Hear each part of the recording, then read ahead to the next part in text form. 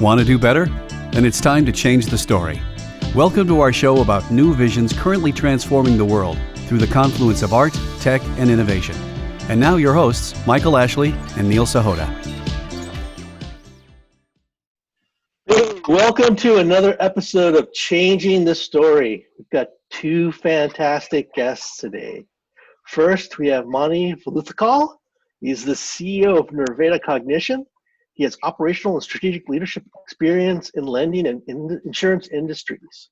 We also have Abhi Mukherjee, who is the business development officer at Nirveda Cognition and has sold over $1 billion worth of total contract value across 4 continents for enterprise software as well as digital initiatives in multiple industries. Mani, Abhi, welcome to the show. Thank you. Good to have you guys. So as visionaries, what is the story that you want to bring to the world? We at Nirveda Cognition are obsessed with taking advanced technologies, things like machine learning and data engineering, and simplifying it for the common good. And we believe it is possible, it is doable. We want to change the common denominator problem. And I'm sure we'll get to that later as we talk more about what we do. Well, that's a good place to start. What is the common denominator problem that you're mentioning there? So when a lot of things come out in the marketplace, it comes with a good intent. So the intents are usually great, but when you look at operationally, the mechanisms today and the technologies that are applied today look at the common denominator. While the good actors are the common denominators, but the processes, the technologies, and every other onerous process is placed to catch the bad actors, right? So that makes life difficult for everyone.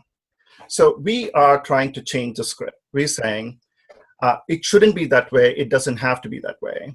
We can use the technologies that are available to us today to change that paradigm with the assumption that while the common denominator are the good actors, let us make it easy for them while not let the small fraction of bad actors hold everyone else hostage.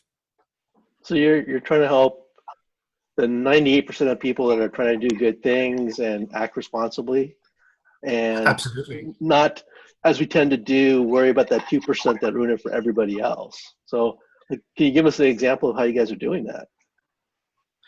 Exactly. And we will take a very recent and relevant problem that's happening today, right? And which is the infamous COVID-19 situation. And the thing is, it democratized the problem across the world, right? So we all are faced with that. And in the US, the intent was to get people back on track. And we have a lot of stimulus lending in place, right? The amazing intent, absolutely no doubt about it. Now comes action. How do you go about doing all of this, right? There are various levels of that. And if you look at the mechanics of how the stimulus lending is disbursed and how the forgiveness and other parts are disbursed and make people avail of these opportunities, it is very onerous. We can relate because we went through the process ourselves, and as we went through this, it dawned on us that there is a much better way to doing all of this, and we created solution rapidly in the marketplace with the whole purpose of accelerating freedom.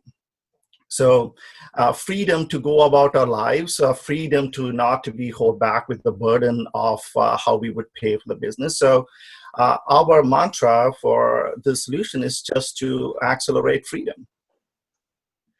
Could you actually expand on that a little bit too? That's a very interesting notion there. What do you mean about accelerating freedom? Could you describe what you're saying?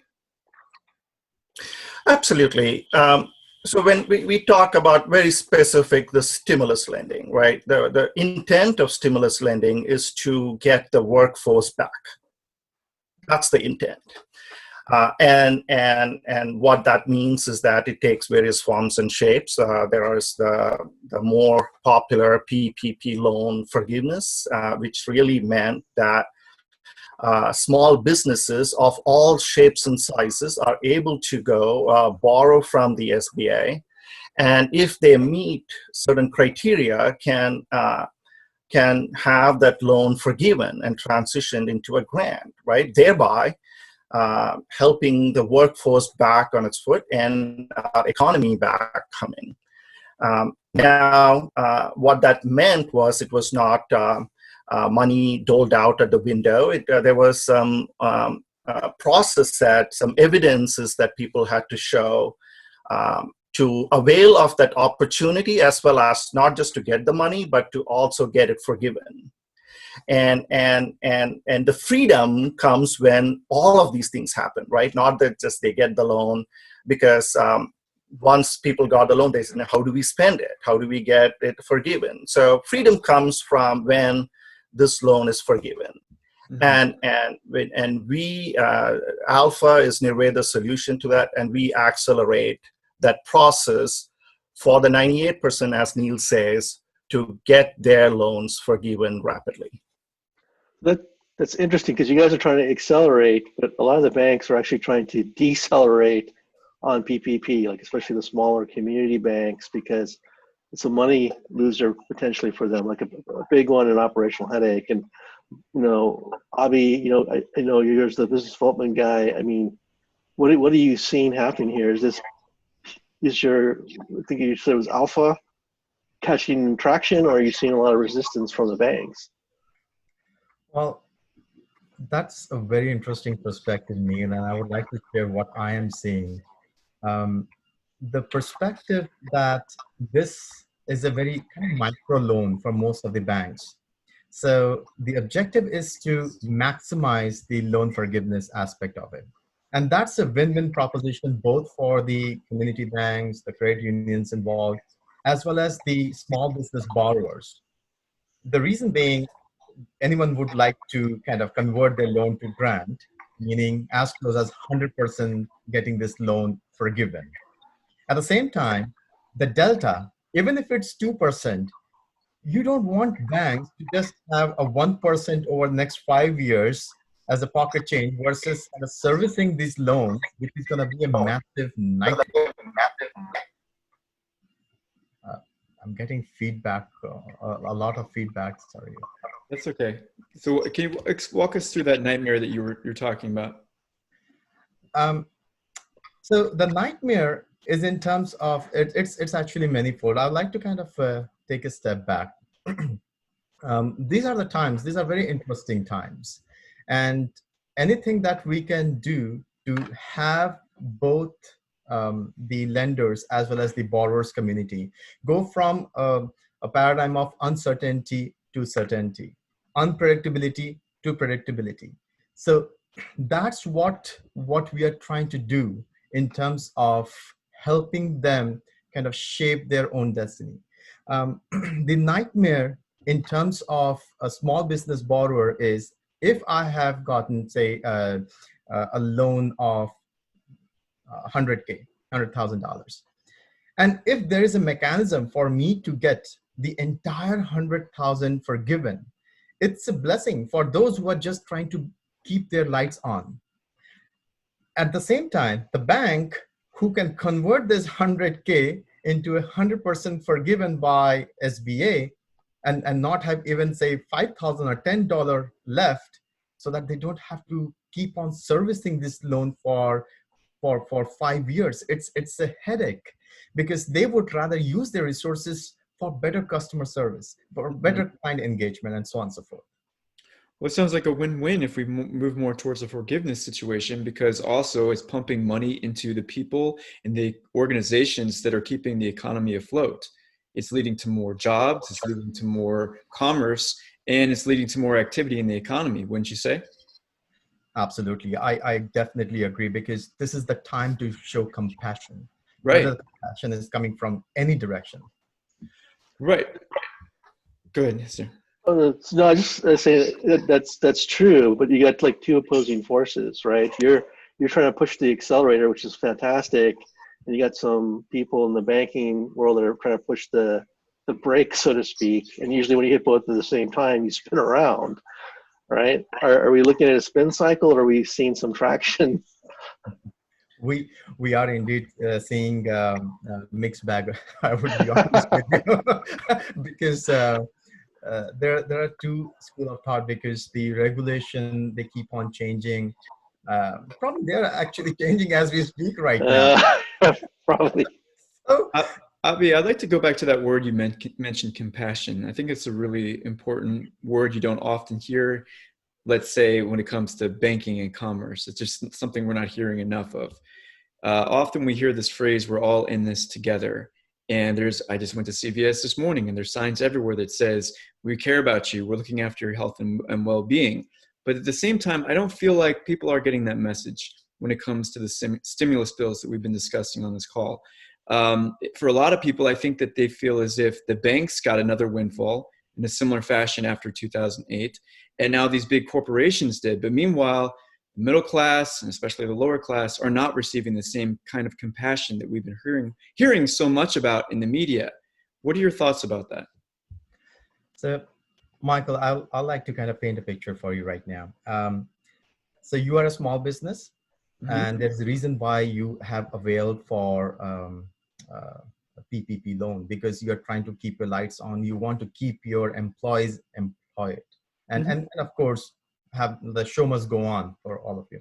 Now, if I were to ask you to take the limited resources you have and dedicate it to, say, filling up that onerous form for PPP loan forgiveness, and take your resources out, who should be focusing on their customers, rather than doing that, you are asking them to kind of take time out for such laborious, onerous, manual data centric process.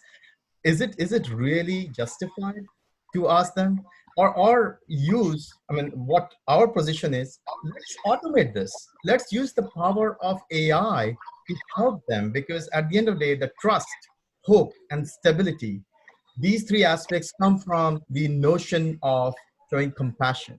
That's why at Nirveda Cognition, we believe that this is the time not to show individual leadership, but to show inclusive leadership in the time of this crisis.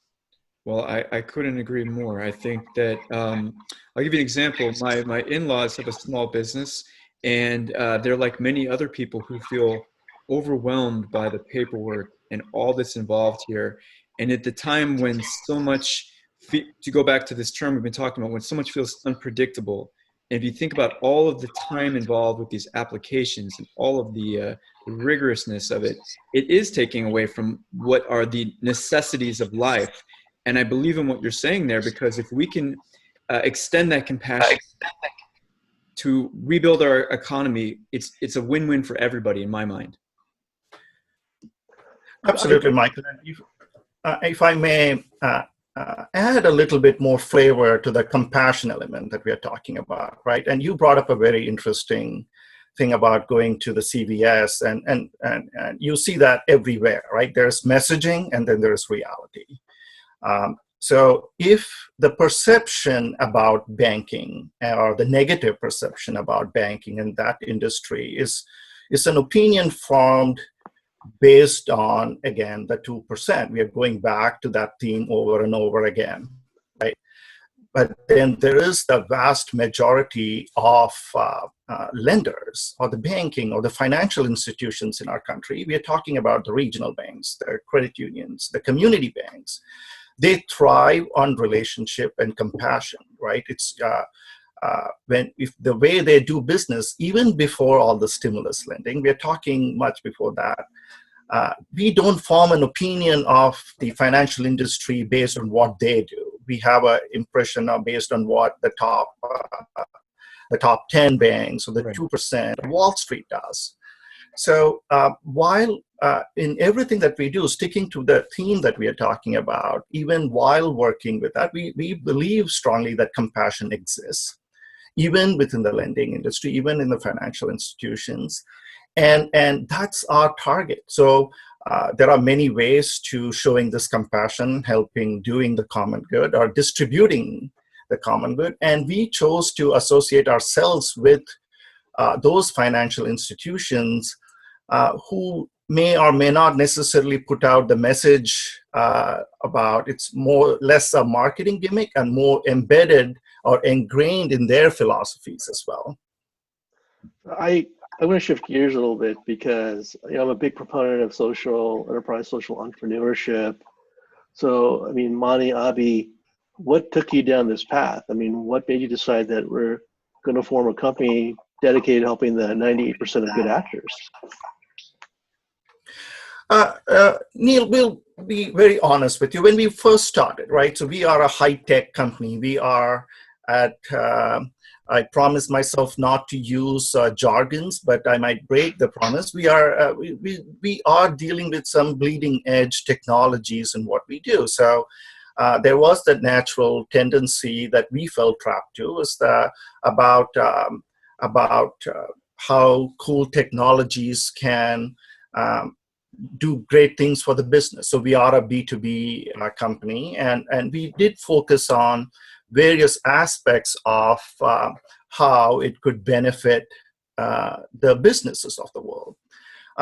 And we are a young company, and then COVID happened, right? So we had options, we had decisions to make, and we were not immune to the problems that everyone else, every other small business faced. So we could either hunker down and wait for the storm to pass, or we could do something else. And while we saw the situation in front of us, for us, it dawned on it at that time, this is our opportunity, right? So to take all the great technologies that we have been working in, and we knew we could make an impact, not just for the businesses that we work with, but for the community or the broader community. So that was the aha moment. And if there's any shining light in all of this, Neil, I cannot say there is one, because we all hope we weren't not in this situation. We would, and we don't stay in this situation for long. But ourselves going through that process gave us that aha moment. Well, I think that what you're doing is very needed. And to go back to the difference between messaging and the reality, I think that oftentimes people feel very frustrated because they hear these very sanitized PC slogans about how they're here to help, but the reality is it's not playing out that way. And so the very fact that you are doing these things, you are putting your money where your mouth is, to use a phrase there, is very refreshing. I mean, it goes back to even a device when it comes to storytelling and writing, which is it's much more powerful to show rather than tell. And it's my belief that if there are, people begin to take notice of what you're doing, I think it leads to even more better things. It's an emergent phenomenon, which is that they see that you're exhibiting compassion and you're helping, and that leads to more compassion. It seems like it's a good spiral in a way. Absolutely, we definitely hope so, Michael. So, and as you said, we wish we had all the resources to do the messaging and others. It's that is available to some of the other folks, but we believe our best way to get our message out is through our action. It is a long journey. It is not a shortcut, because putting a message out is definitely a shorter path. We are not on that path, but we believe. Even Neil's the previous question about the spiral, right? Is there resistance? Are people more receptive to our message and what we do? And the thing is, Neil, not many people are even aware that there is a better way of looking at the problem and solving that problem. So we are on that path of getting the message out, and we are convinced that once our action is visible, I think that is the biggest message that we can put out there. Mm-hmm. That's fantastic, and I'm glad you guys are pioneers. There's also a great example that COVID-19 is not just I'm hoping to survive, but it's a chance to actually thrive, right? You've done a pivot, and it actually helps people. And I think, Monty, your point about kind of stepping back and looking at things differently is critical here. What advice would you give an entrepreneur or a small business owner today about doing exactly that? And we believe we have to look at that to even forget thrive, even to survive in this world, right? So if we have a myopic vision of just looking at what's around us and shorter term decisions and myopic views have shorter term results and myopic outcomes, right? So we were forced to look much beyond on the impact that we can make, not just to the so it is an ecosystem, Neil, and you more than anyone else knows this better than even us, right? So that we looked at the ecosystem and the impact on the ecosystem. So everyone knows about the trickle down effect, and which is usually applied in economics. We believe it is not isolated to that, right? It can happen in the other outcomes as well. And we are taking our first step. We are taking the stance, and we hope others will join this journey with us. Well, I gotta just write that for one more minute. That's fantastic, Monty. And talking about ecosystem, I mean, Abhi, on the business dev side, you actually see the perspective of the clients. I'm just kind of curious, what's the advice or perspective on that side? To the, you mean, Neil? To like what advice or what people are trying to do to survive and thrive. So again, to just take a step back and look at the problem that they're trying to solve.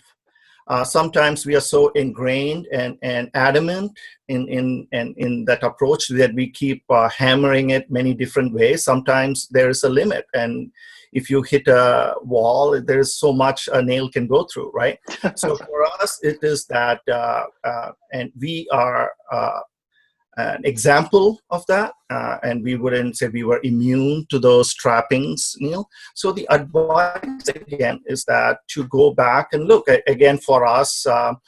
Stimulus lending was our calling, and by no means it's the end. For us, it was an opportunity to pivot, think differently, and look at the broader vision. And that's the same advice we can give others too, is that sometimes if you take a step back and look at the broader ecosystem, how your service or technology or whatever else that you might be offering to the world has a broader impact on that said ecosystem, I believe it will open up a new world and a new opportunity. Well, two things that step out and say think differently, and then trickle down effect. And so our show is all about thinking differently, but it's also about painting good visions out there so that we achieve them. And so before we close, I wondered if you could tell us if your vision of, let's imagine that trickle down effect that you're talking about in a positive way. Let's say it's just a few years down the road and you've had success. You're helping more and more businesses get the needed funds. You're providing that compassion that we've talked about. What does that world look like to you? And again, Michael, as I said, it was we're looking at stimulus lending and beyond, right? So I'll go back to my opening statement that I made. We want to change the narrative on the common denominator. We want to say that anytime there's any product or solution or anything like stimulus lending that's out in the market, right? And if I may, the TSA is a very good example, if I can use that, right? So the intent is great. You want to eliminate bad actors, right? But every one of us is subjected to the same process to capture that. Neil, it might be even less than the 2%, but we are all subject to that. And that same paradigm applies to every other business flow if you see it. If you really think about it, That's how it happens in like even mundane things like anti-money laundering or any other thing that you can think of, right?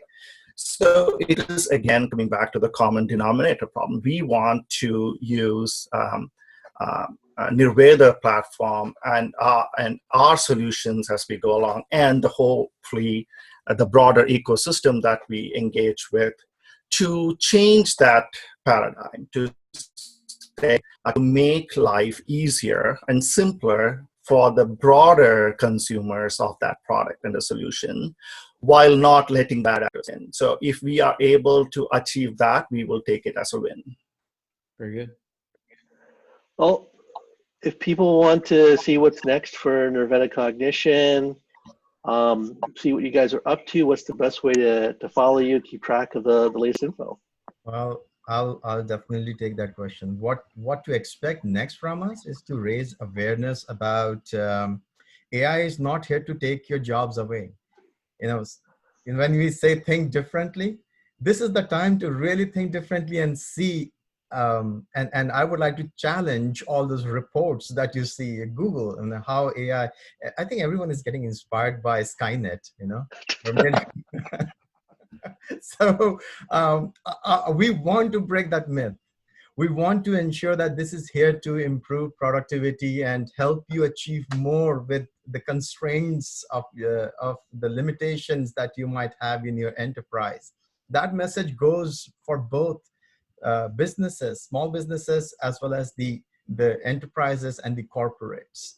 And as we are going to make progress along this journey, we are going to be really making more announcements and have more interactions. Of course, at LinkedIn, we are very, very kind of being very meticulous about propagating our message. And there will be messages on our website as well. You can drop us a note and we would love to kind of chat with them in confidence, of course, because we don't want to spill anyone's beans. So we would want to have that conversation wherein they would want to embark on this amazing journey and not just have AI as cliched as artificial intelligence. Let that be an augmented intelligence. Let it help you kind of transition to a new normal. So our objective, honestly, Neil, is helping. While everyone is talking about adjusting to the new normal, our real focus would be to help everyone go from the new normal to the next normal. I love it. Love it. Next normal, the other AI, augmented intelligence. Mani, Abhi, hey, thank you for sharing your story. Thank you, guys. Thank you for the opportunity. Michael, Neil, thank you for having us. Absolutely. Thank you. Hey, if you like today's show, please remember to hit the like button and leave a comment. If you've been enjoying the Changing the Story podcast series, please subscribe and share it with your friends. Thank you.